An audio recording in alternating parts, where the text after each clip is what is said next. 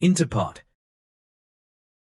Jadi semakin muda usia wanita itu berhubungan dan punya anak, semakin tinggi resiko meningkatkan terjadinya kanker serviks.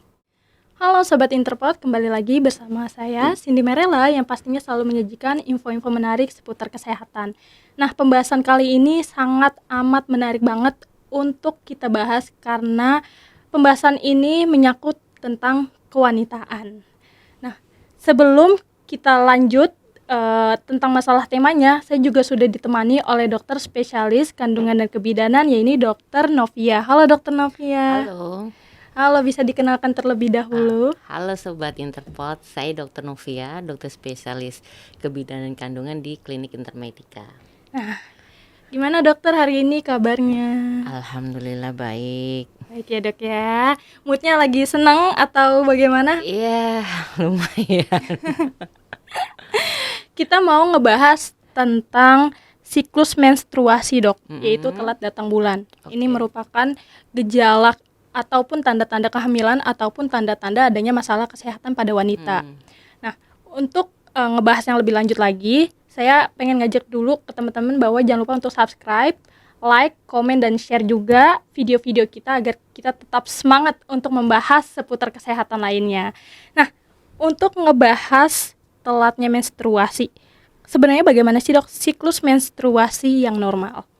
Ya, jadi siklus menstruasi yang normal itu dia lamanya itu sekali head itu 3-7 hari. Dengan siklusnya itu jaraknya antara ke head berikutnya itu jaraknya sekitar 21 hingga 35 hari. Sekitaran, dan untuk banyaknya mungkin sekitaran berapa cc ya, mungkin sekitar 200 cc-an lah per harinya.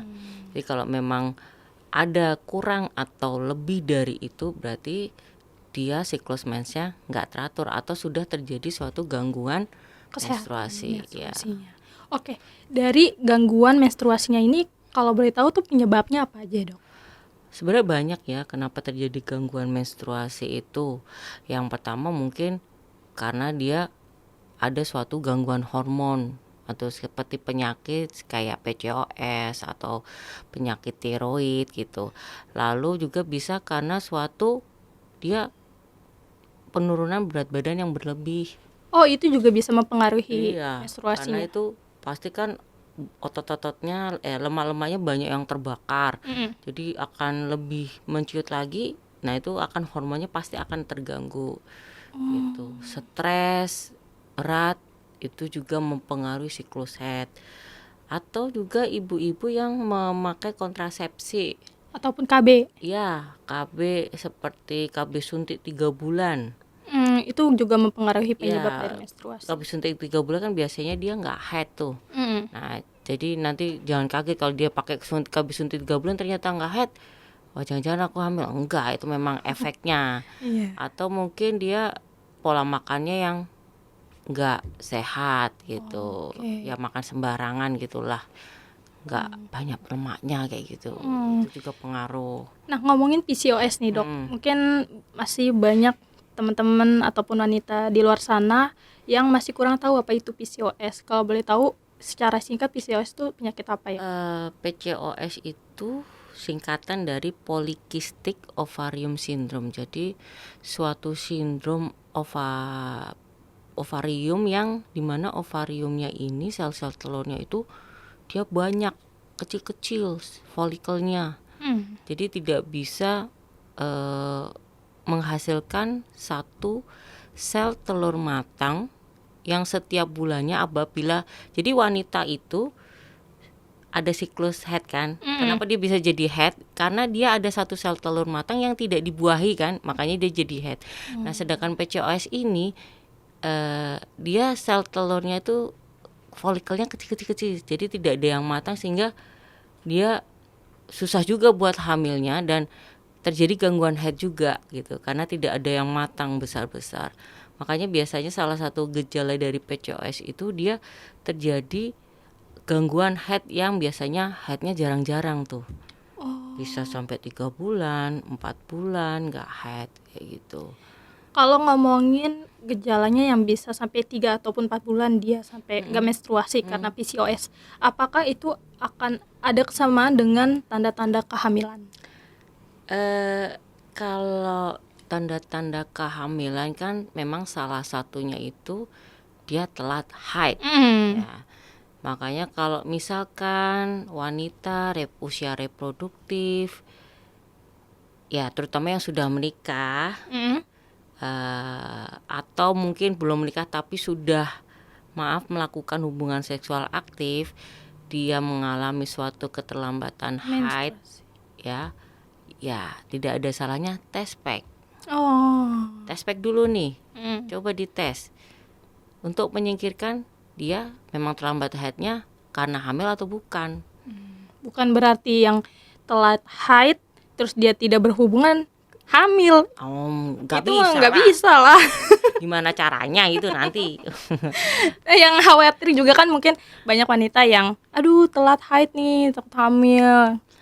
Itu kan yang dipanikin. Kalau misalnya dia punya suami sih nggak panik ya. yang panik kan yang belum ada suaminya tiba-tiba telat haid. Iya pasti itu paniknya luar biasa itu.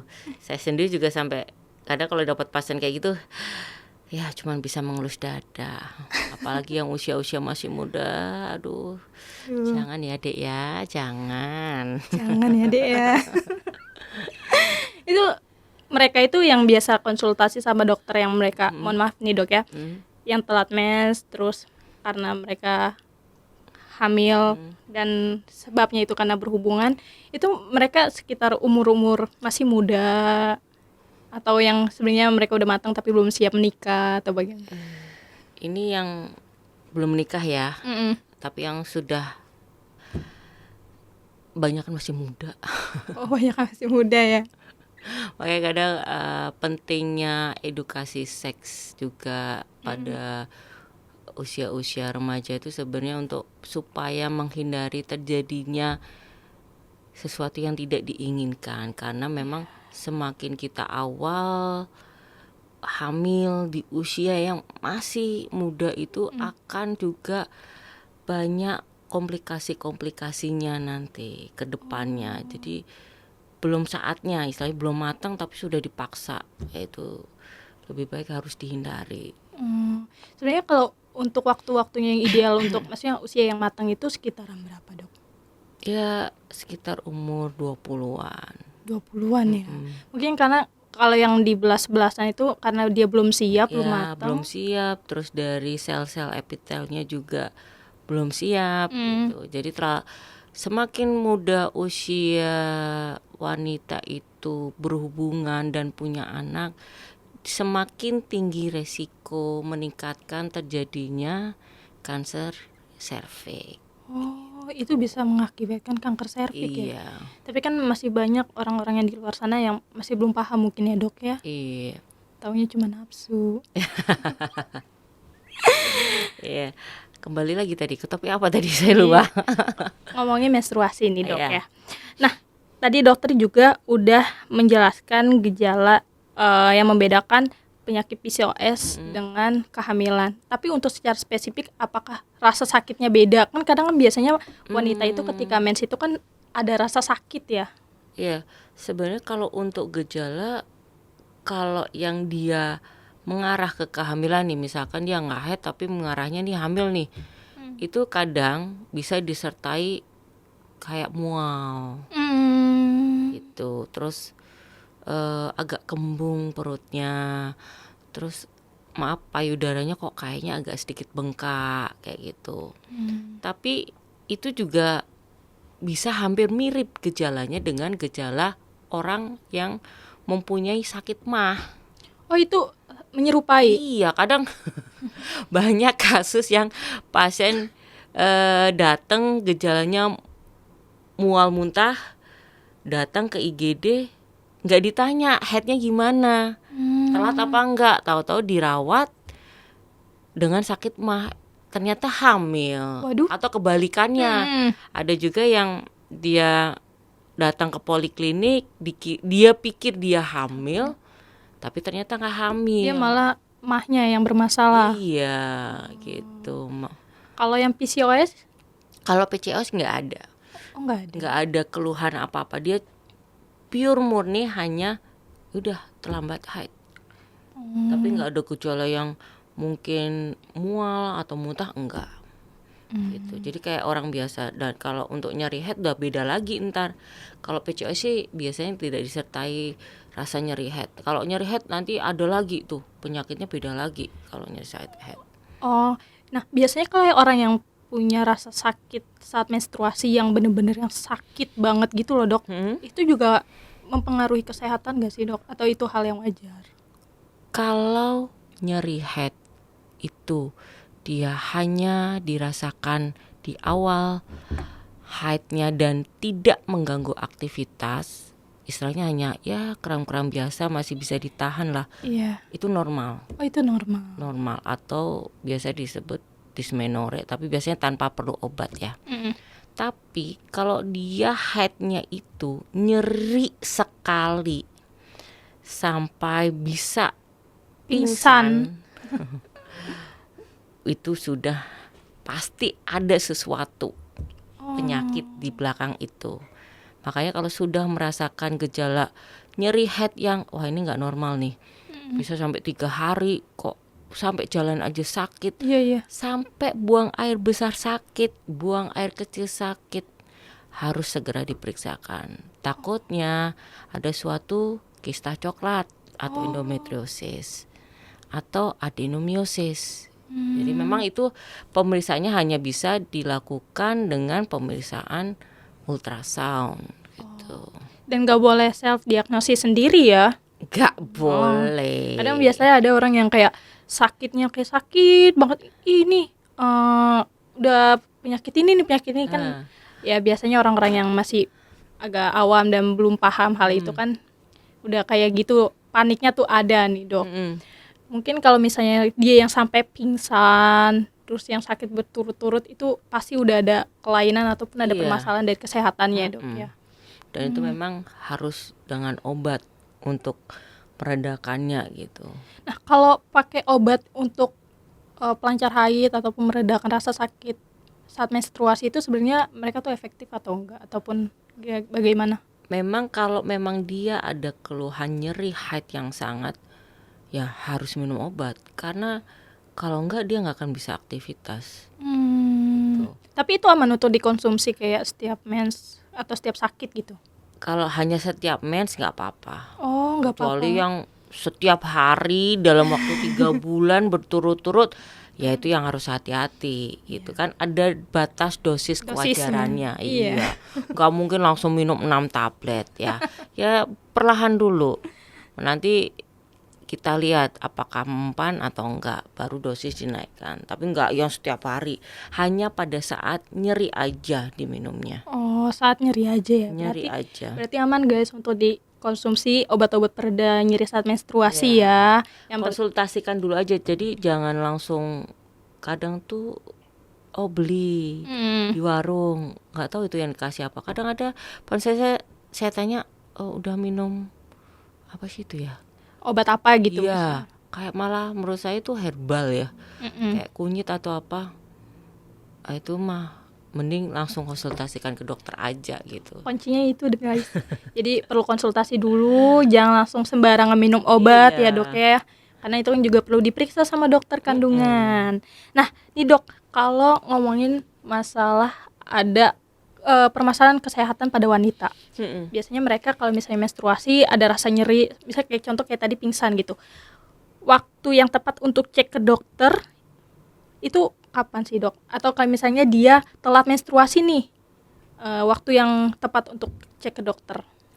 Kalau memang dirasa telat haid itu 3 bulan. 3 bulan. Misalkan ternyata dia telat haid, kalau misalkan dok saya baru telat berapa, kadang menghitungnya saya kalau gini, misalkan dia haid tanggal 1 April ya, Harusnya mungkin di bulan depan 1 Mei Iya. dia belum head nih. Mm-mm.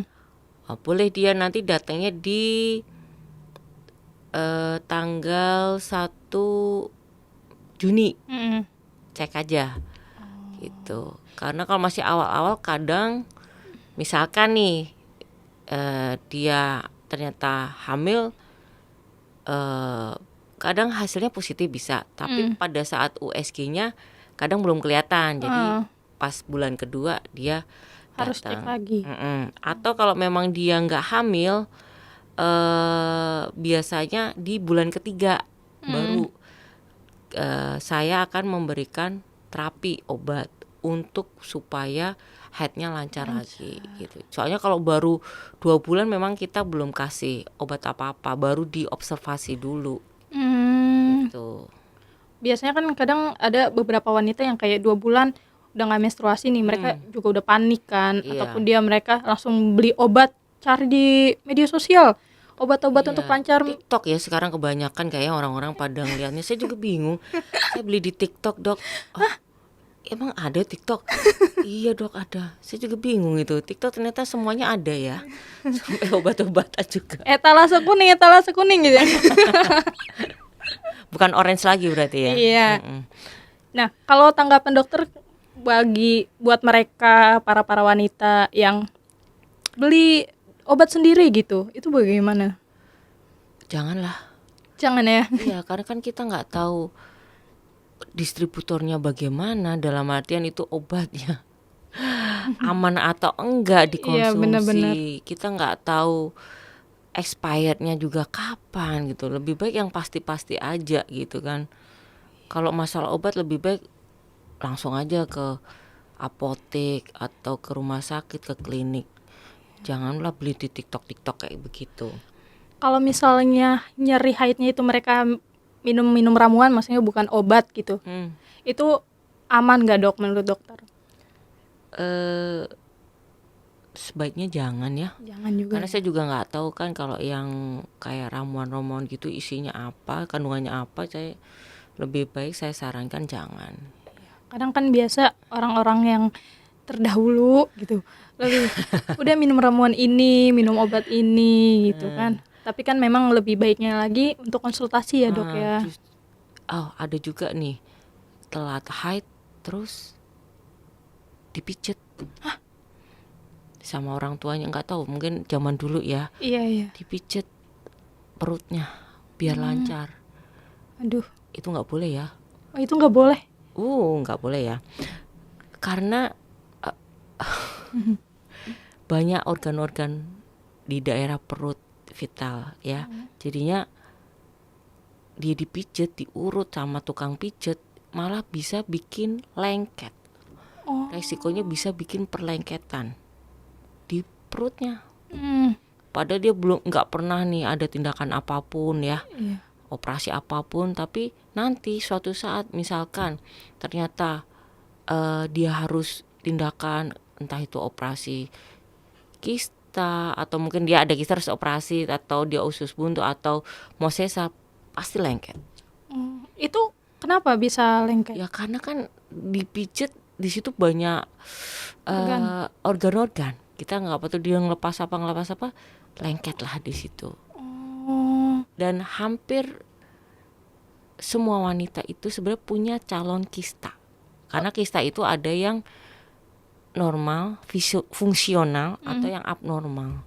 Kalau fungsional memang kita nggak diapa-apain, biarin aja, karena kadang nanti suatu saat nih USG, loh ini ada kista, tapi ukurannya cuman katakanlah 3 cm, ya nggak diapa-apain, biarin aja, dalam artian evaluasi lagi aja, observasi 3 bulan lagi, karena kadang ukuran kista yang di bawah 4-5 cm itu dia kadang bisa mengecil atau hilang. Itu karena faktor hormon atau bagaimana? Memang dari dasarnya ada di situ. Gitu. Makanya kenapa perempuan mau dia hamil, mau dia nggak hamil, jangan pernah mau diurut. Diurut. Iya, saya juga pernah sih ngeliat kayak kejadian beberapa wanita yang suka diurut itunya kan, perutnya. Oh, berarti itu benar-benar sangat dilarang. No. Nah, tadi kita udah ngebahas tentang ramuan untuk pereda nyeri juga lebih baik dikonsultasi lagi karena kita nggak tahu ya dok ya dari komposisinya tuh dari apa.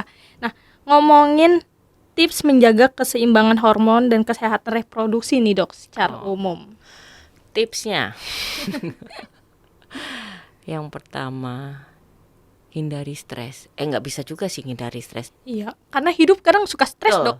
Sebenarnya gimana cara kita supaya semua manusia pasti ada masalah, tapi gimana cara kita bisa mengatasinya? Yes, betul. Ya, jangan terus dibuat stres. Berat kan ada orang yang misalkan cuman keiris, aduh ini gimana ya nanti jadi ini, aduh Lebay. panjang nanti ceritanya nggak selesai, stres lah itu, malah jadi penyakit. Yang tadinya nggak ada penyakit jadi penyakit.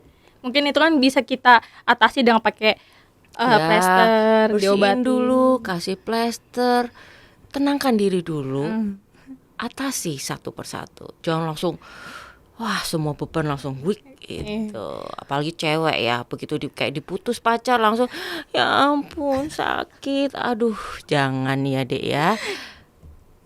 Masih banyak yang lain ya. Life must go on gitu ya. Asik banget nih dokter.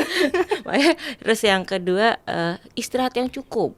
Ya, penting itu, istirahat cukup tuh penting banget. Sehari 6-8 jam. Istirahat yang cukup ya. Itu biar bisa hormonnya juga stabil. Iya, stabil. Karena kalau istirahatnya kurang, otomatis dia akan nggak akan maksimal untuk menjalani aktivitas sehari-hari. Iya, karena biasanya kalau orang yang ngantuk, kalau kesenggol dikit juga sensi dok. Iya, apalagi kalau lagi nggak head atau lagi mes, lebih lagi itu ya. Iya. Terus hindari olahraga berlebihan. Memang setiap wanita itu berbeda ya kapasitasnya, dalam artian ada yang dia melakukan kayak gym lah yang berat banget tuh apa. Kayak nge-gym. Ya, yang nge-gym atau yang angkat beban. Ya, menurut dia nggak berat, tapi ada beberapa yang berat. Ya udah, setiap orang tahu kapasitas masing-masing. Kalau memang dirasa itu udah memberatkan, ya hindari. Gitu aja. Aktivitas berat nggak hanya olahraga atau apa pekerjaannya yang bikin dia berat. Misalnya kayak contoh ada wanita kerja ngangkat semen. Iya. Bisa tapi bisa ada bener ada iya. Kalau dia merasa dia itu nggak capek ya udah. Kalau dia udah ngerasa itu capek, istirahat gitu aja. Tapi kadang hal kayak gitu jadi terbiasa buat mereka ya. Yang sebenarnya kan kita untuk ngangkat beban itu menurut kita untuk orang awam mungkin dok, ini berat gitu. Tapi karena dia yang terbiasa mungkin jadi nggak yang seberat yang kita alami gitu. Pola hidup sehat itu juga penting ya. Terutama juga untuk wanita-wanita yang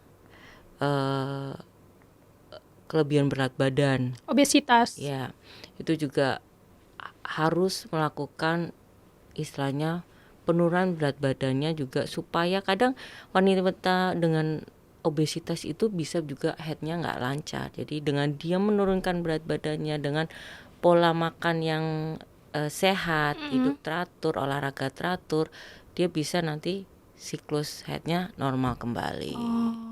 Jadi itu ya beberapa tips yang disampaikan oleh dokter spesialis kandungan dan kebidanan kita. Mungkin teman-teman juga perlu untuk terapkan nih dok, biar mereka juga harus bisa mempedulikan dirinya sendiri agar menstruasinya juga lancar ya dok ya. Karena kita tahu bahwa ketika menstruasi tidak lancar ini kan merupakan jadi salah satu gejala kesehatan yang abnormal. Waktunya sudah mau habis nih dok. Gak apa-apa. Yang penting gini ya, untuk para wanita di luar sana, baik yang masih muda atau yang sudah tua, jika memang ada suatu permasalahan haidnya, dia terlambat haid, jangan ragu-ragu untuk konsultasikan ke dokter kandungan terdekat ya. Nggak usah takut, nggak akan diapa-apain kok. Justru malah nanti tahu penyakitnya malah bisa sekaligus diterapi gitu. Dan pastinya kan juga diedukasi juga ya dok ya. Pasien-pasien juga nggak perlu takut. Kami nggak gigit kok. Dokter nih terima kasih banget atas waktunya, udah nyempetin waktu datang ke Interpot. Iya, ini pertama kali buat saya, jadi harap maklum. Wow. It's okay, Dok. Nah, sebelum kita tutup, aku mau kasih reminder lagi buat teman-teman, jangan lupa untuk subscribe, share, komen, dan like. Dan pastinya kita akan mendatangkan beberapa narasumber lagi nih yang pastinya menarik juga. Dokter juga pastinya menarik dong. Mungkin next kita juga akan bertemu lagi, Dok, dengan pembahasan yang berbeda. Saya Cindy Merela dan Dokter Novia. Ya, izin undur diri. Terima kasih, Dokter. Sama. Dan sampai jumpa. Jumpa.